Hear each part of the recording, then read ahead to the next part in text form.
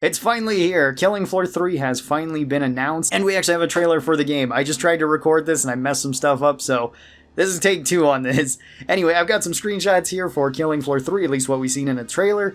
I'm going to try not to get this video age restricted, like how the actual trailer got age restricted, funny enough. And we're going to go through this, and then I'm going to talk about what I would like to see in Killing Floor 3, and some of the stuff I would not like to see in Killing Floor 3. So our very first shot is we got all of the test babies, jars, whatever the heck these things are.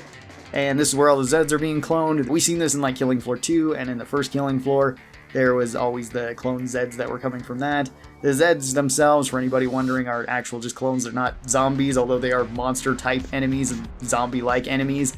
But they are just basically experiments, grown lab experiments to be made into creatures that will fight and become an army. This is made in part by a Nazi doctor, like an actual Nazi scientist doctor named Hans. Don't know if he's going to be coming back in this, because this is set more into the future. We'll talk about that in a second too. For our second shot, we have what appears to be a Clot, although this might be the Fleshpound we see in a little bit. Maybe he's still growing. But one thing I will say is that the graphics in this look really good, especially from the trailer. I don't think they're going to look this good in-game, but you never know. If they do, this will be awesome. And I really hope this type of stuff comes to like the Source engine, so I can use this in Source Filmmaker to make thumbnails out of it, because this looks pretty awesome right here. And I would really like to, make my own thumbnails out of this. That was always my favorite way to make thumbnails. Unfortunately, a whole lot of games don't have models from it, and I'm not a good enough animator to actually make models for them. After that, we see the Fleshpound being put together, where I'm pretty sure this is the part that got age restricted, because, yeah, we got blood just everywhere here. And we see like the chest laser being inserted. We see the new arms being added, which the new arms are a little bit different. We'll see that in a second. And we also see the visor up here. So pretty cool. Nothing really to say there, but it's kind of cool that the Fleshpound will be returning. Not too surprising. He was kind of a staple of the Killing Floor world. And he's usually like the big tank enemy, very tanky, hits really hard, is very scary when he's angry. And usually you want to take these guys out as quick as possible. Then in the next picture, we've got the various Zeds here, and we've got our person, which is this little hand here. We've got another arrow going to it because I forgot to delete that one. So being grabbed by what I think is a Clot, it seems like. I think that this is a Clot right here. So that's one of the most basic enemies. It's not too surprising that they're being added back into the game. And we've also got what appears to be a Slasher right here. Mostly just based off of his stance. He looks very similar to this, so he might just be another Clot.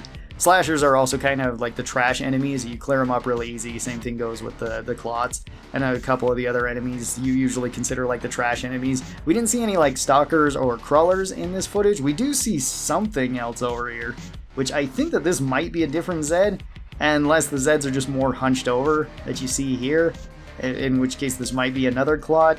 And it seems like when this was grabbing, at least in the next picture, we can see them getting stabbed in the brain. So I'm wondering if this is going to be a new mechanic. Then I'm wondering if you're prompt to stab it and you get kind of this kill cam, or if it's going to be similar to how it is in Killing Floor 2 when you get grabbed.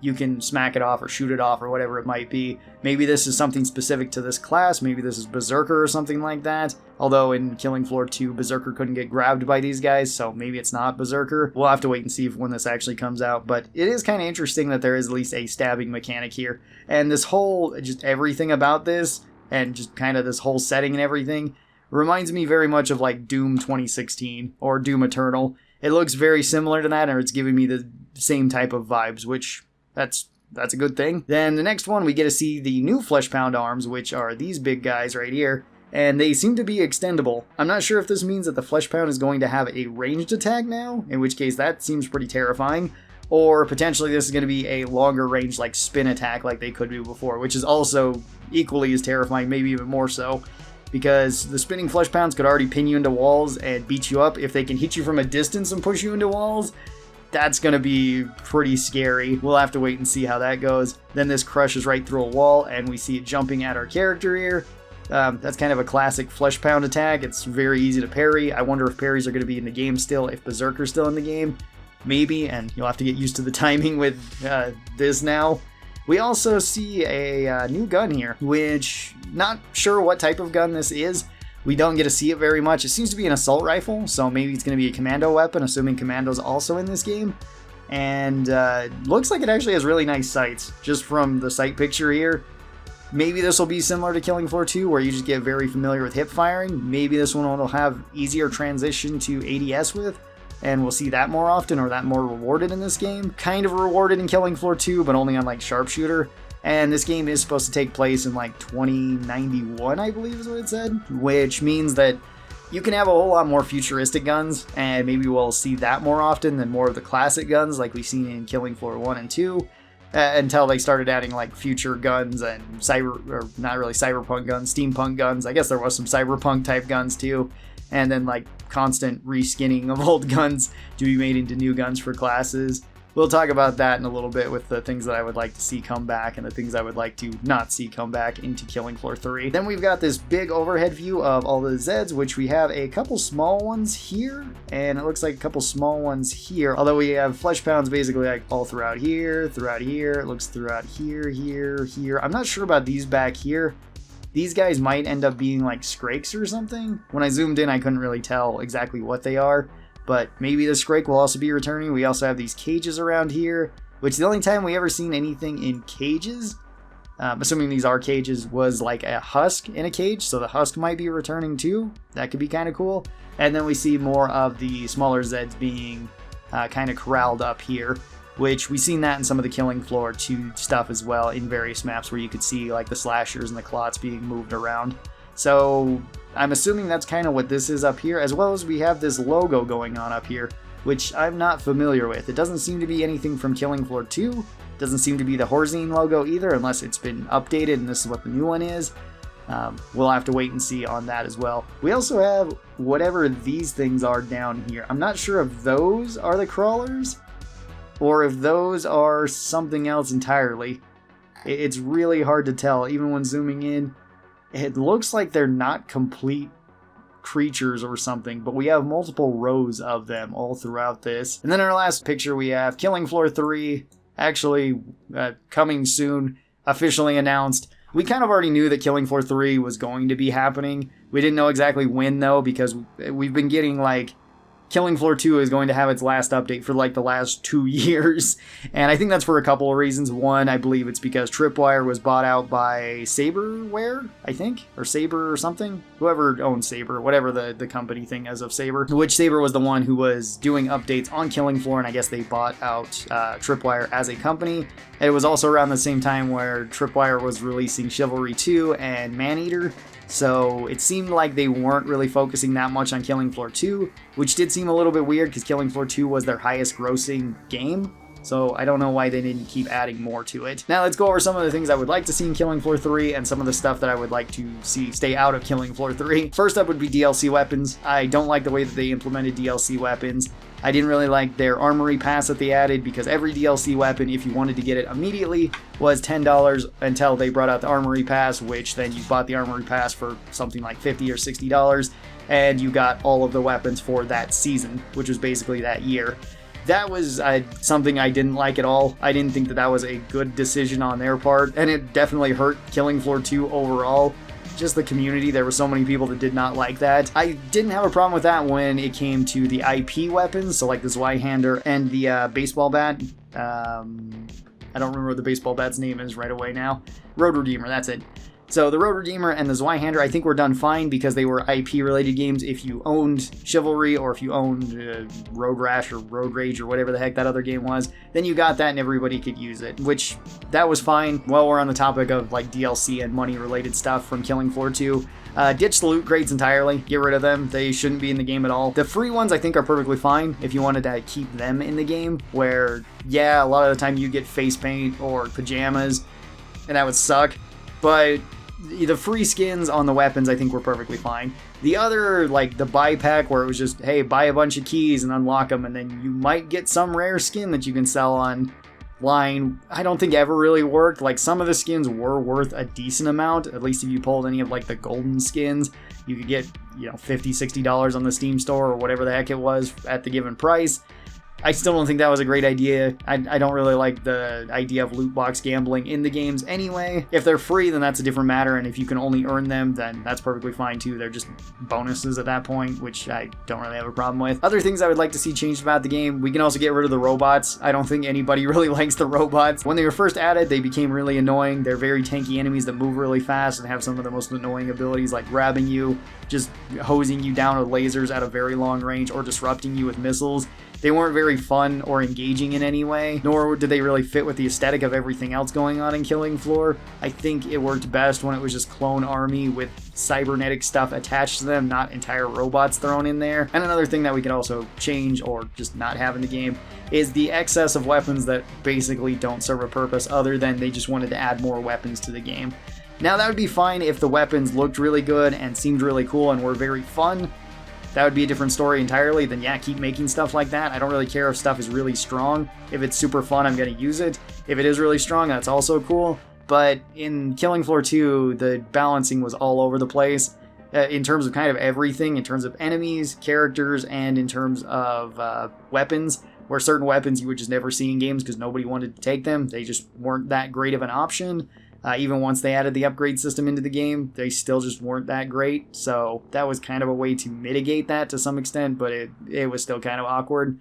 Enemy balance was kind of all over the place too, where we had some bosses that were just way better than other ones, or way stronger than other ones. And then when they did buff the weaker bosses, they buffed them in bizarre ways, where they just kind of made them more annoying. So I hope that doesn't really happen in this game. And then perk balances were kind of all over the place too.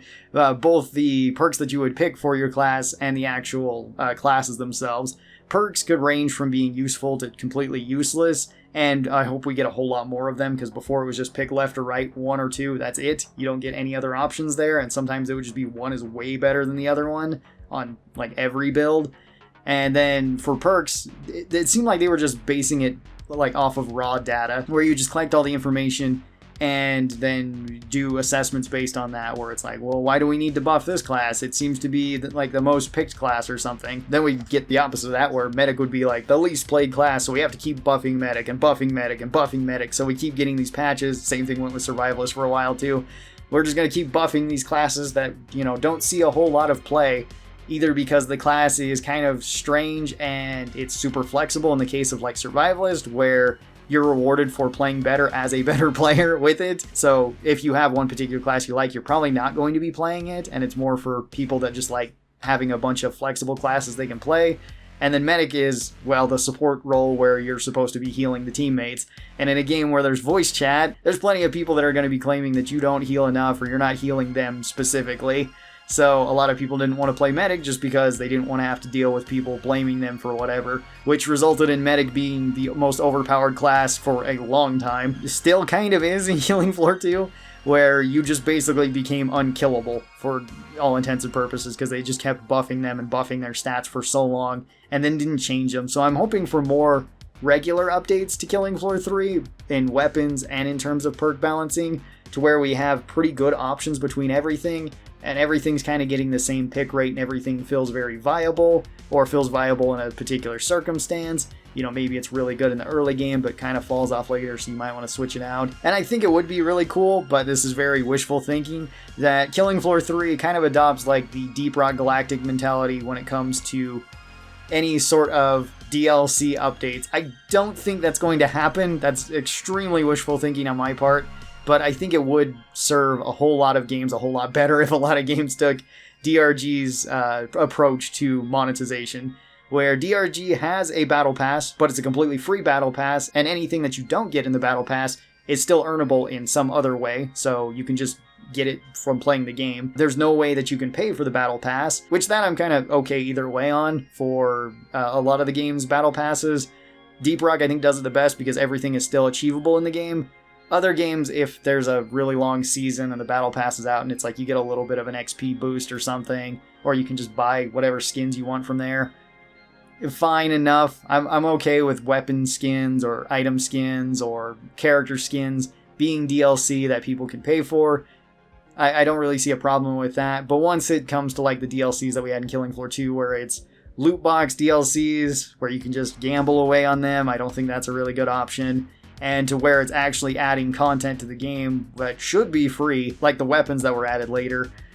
Hopefully that doesn't happen with Killing Floor 3. Another thing that I would really like to see implemented in Killing Floor 3, which was reasonably well done in Killing Floor 2, is more community interactions from the actual Killing Floor 3 devs and the people who are making this game and the people who are in charge of promoting this game with the actual community, because a lot of the later maps that we got in Killing Floor 2 were not actually made by the company whatsoever or any of the companies associated with Killing Floor 2. They were usually made by the actual fans of Killing Floor 2.